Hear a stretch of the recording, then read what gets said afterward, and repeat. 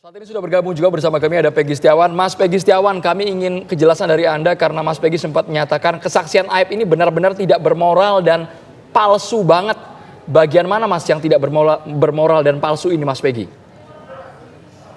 Ya, enggak Pak. Tinggalnya Pak. Sudah jelas suaranya putus-putus. Mas Peggy, kami ingin keterangan dari Anda, pernyataan Aib yang dianggap tidak sesuai dengan fakta yang Anda alami yang mana Mas Peggy?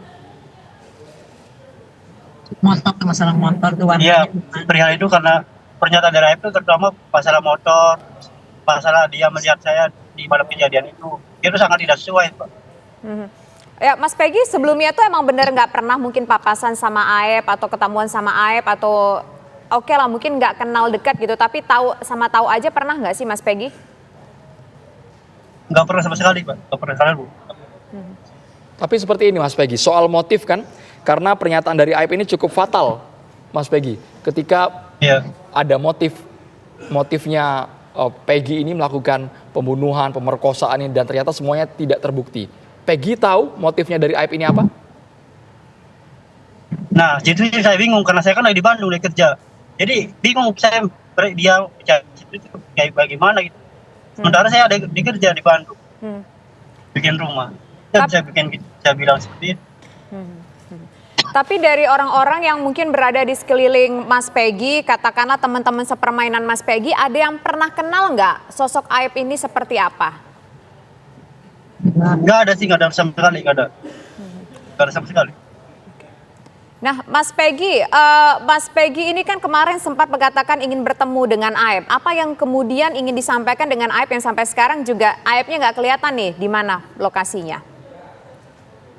Saya ingin meminta Aib untuk mengklarifikasi keterangan palsu dia. Kalau misalkan dia memang benar, ayo kita diskusi gitu. Mana supaya semua jelas itu, supaya nggak ada yang dibohongi, supaya nggak ada yang dirugikan. Diskusinya soal apa nih Mas Peggy?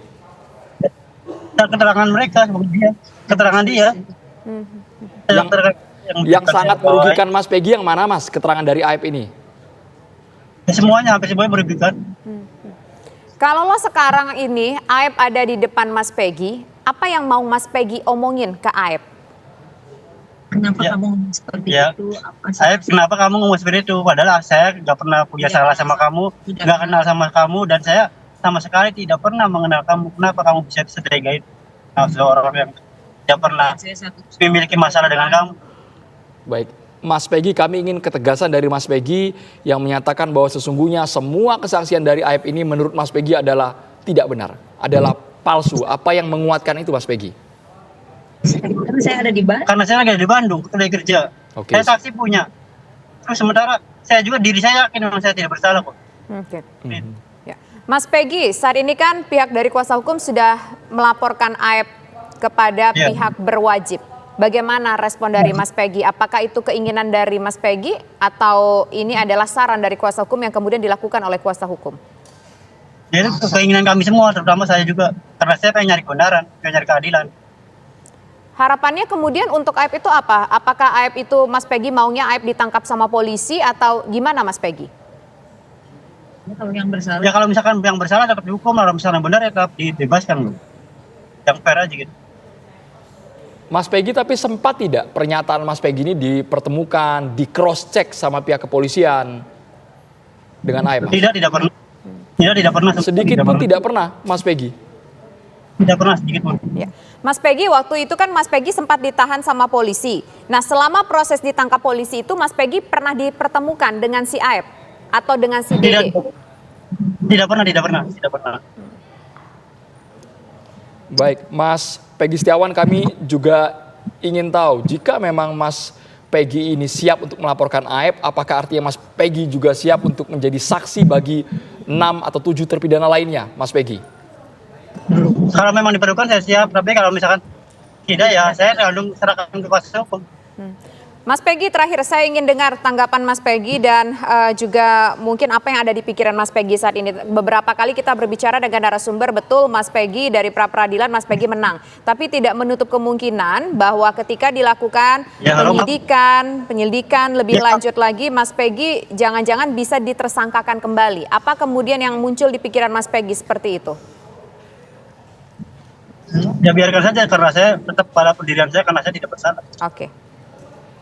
Baik, kita ke Pak Anton Carlyan. Pak Anton Carlyan, bagaimana ini agar polisi cepat memproses laporan dari pihak Peggy Setiawan agar AIP ini segera dikonfrontir pernyataan kesaksiannya yang dianggap keliru oleh pihak Peggy?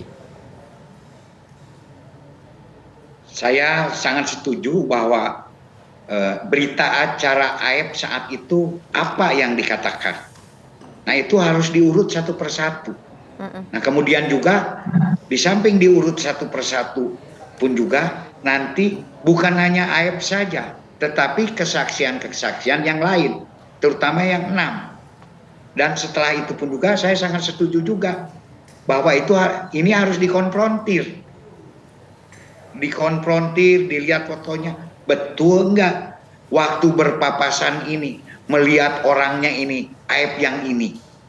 Kalau tidak ya katakan tidak, jangan mencelakakan orang lain. Kalau iya ya katakan iya. Termasuk juga karena ini yang istilahnya itu menyatakan bahwa Peggy Peron ini adalah salah satu tersangka di dalam hal ini, bukan satu saksi, tapi ada 6 saksi. Ke-6-6-nya juga demikian. Namun di sini akan sangat menarik kalau dia kekeh misalkan bahwa memang benar ini. Kan kita juga tidak bisa memaksakan.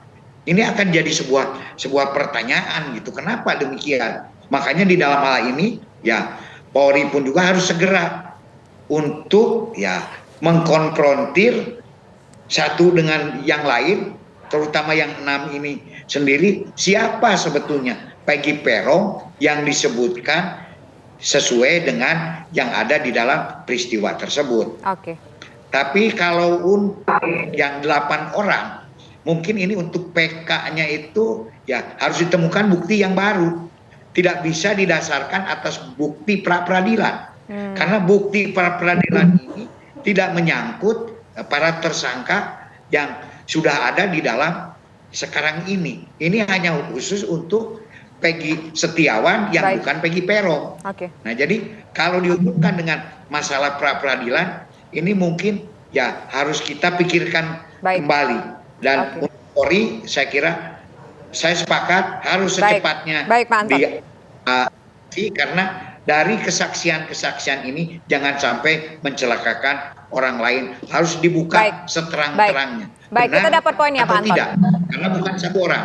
Oke, kita dapat poinnya Pak Anton Carlyan. Terakhir kita ingin ke Prof. Ibnu. Prof. Ibnu, kasus ini tampaknya beranak pinak kalau Prof. Ibnu bilang. Jadi yang mana yang paling urgent dulu untuk diselesaikan? Mencari 3 orang DPO atau mencari AIP mengkonfrontirnya dengan Peggy Setiawan, atau pra-peradilan dulu deh yang udah dipidanakan mereka ini?